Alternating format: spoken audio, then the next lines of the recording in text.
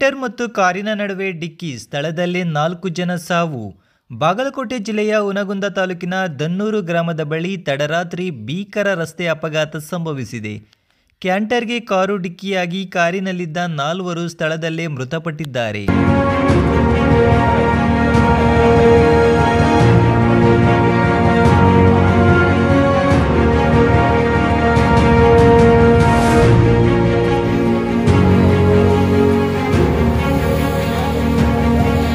ನಿದ್ದೆ ಮಂಪರಿನಲ್ಲಿದ್ದ ಕಾರು ಚಾಲಕ ಕ್ಯಾಂಟರ್ಗೆ ಡಿಕ್ಕಿ ಹೊಡೆದಿದ್ದು ಅಪಘಾತ ಸಂಭವಿಸಿದೆ ಎನ್ನಲಾಗುತ್ತಿದೆ.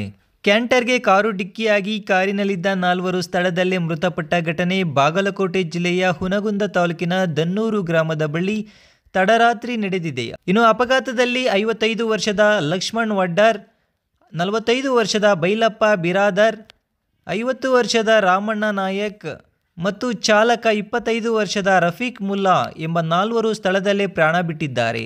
ಮೃತರು ವಿಜಯಪುರ ಜಿಲ್ಲೆಯ ಬಿದರಕುಂದಿ ಗ್ರಾಮದ ನಿವಾಸಿಗಳೆಂದು ತಿಳಿದು ಬಂದಿದೆ. ಕಾರು ಮುದ್ದೇಬಿಹಾಳದ ಕಡೆ ಹೊರಟಿತ್ತು. ಕ್ಯಾಂಟರ್ ಮುದ್ದೇಬಿಹಾಳದಿಂದ ಹುನಗುಂದ ಕಡೆ ತೆರಳುತ್ತಿತ್ತು. ನಿದ್ದೆ ಮಂಪರಿನಿಂದ ಕ್ಯಾಂಟರ್ಗೆ ಕಾರು ಡಿಕ್ಕಿಯಾಗಿ ದುರಂತ ಸಂಭವಿಸಿದೆ.